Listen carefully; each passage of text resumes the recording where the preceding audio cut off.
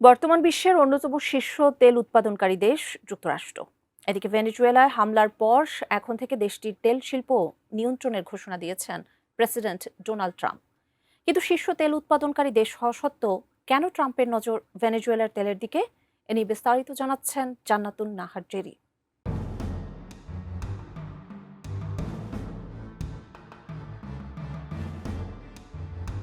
দক্ষিণ আমেরিকার দেশ ভেনেজুয়েলার নাম শুনলেই চোখের সামনে ভেসে ওঠে তেলের এক বিশাল সমুদ্র।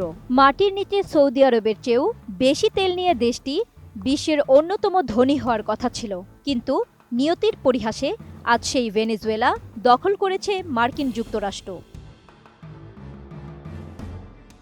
ভেনেজুয়েলায় সফল সামরিক অভিযানের পর প্রেসিডেন্ট নিকোলাস মাদুরো ও তার স্ত্রীকে আটক করে যুক্তরাষ্ট্রে নিয়ে যায় মার্কিন ফৌজ বাহিনী। তবে এই অভিযানের পরপরই মার্কিন প্রেসিডেন্ট ডোনাল্ড ট্রাম্পের একটি ঘোষণা সবাইকে ভাবিয়ে তুলেছে। তিনি স্পষ্ট জানিয়েছেন, এখন থেকে ভেনেজুয়েলার রাষ্ট্র ক্ষমতা ও দেশটির বিশাল জ্বালানি তেলের মজুদের উপর যুক্তরাষ্ট্রের পূর্ণ নিয়ন্ত্রণ থাকবে।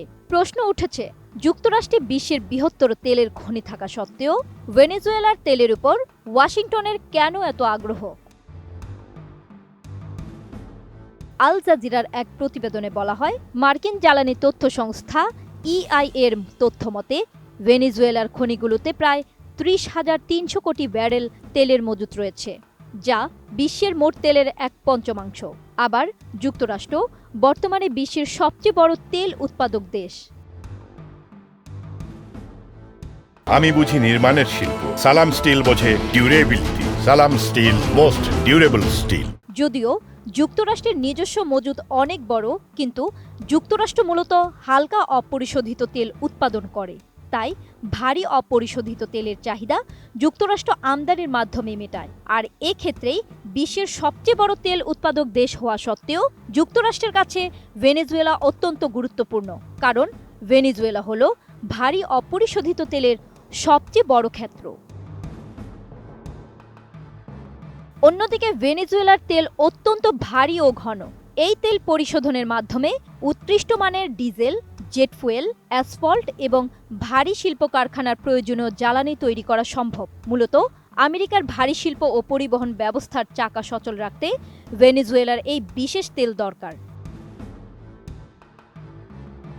আবার ভেনেজুয়েলা দক্ষিণ আমেরিকার দেশ হওয়ায় ভৌগোলিক দিক থেকে যুক্তরাষ্ট্রের অত্যন্ত কাছে। এর ফলে মধ্যপ্রাচ্য থেকে তেল আমদানির তুলনায় ভেনেজুয়েলা থেকে তেল পরিবহনে খরচ অনেক কম পড়বে। এছাড়া ট্রাম্পের এই পদক্ষেপের পেছনে রয়েছে বিশ্ব জ্বালানি বাজার নিয়ন্ত্রণের একটি বড় পরিকল্পনা। বর্তমানে ভেনেজুয়েলা প্রতিদিন মাত্র 10 লাখ ব্যারেল তেল উৎপাদন করে, যা বিশ্ব সরবরাহের মাত্র 0.8%। যুক্তরাষ্ট্র যদি এই খনিগুলোর আধুনিকায়ন করে উৎপাদন বাড়াতে পারে, তবে আন্তর্জাতিক বাজারে তেলের দাম ও সরবরাহ উভয় ওয়াশিংটনের হাতের মুঠোয় চলে আসবে। বিশেষজ্ঞরা মনে করছেন, মাদুরোকে ক্ষমতাচ্যুত করার পেছনে মানবাধিকার বা মাদক পাচারের অভিযোগ সামনে আনা হলেও এর অন্তরালে ছিল কালোসোনা বা তেলের ভূ রাজনীতি। জান্নাতুন Nahar Jerry, desk report, ATN news.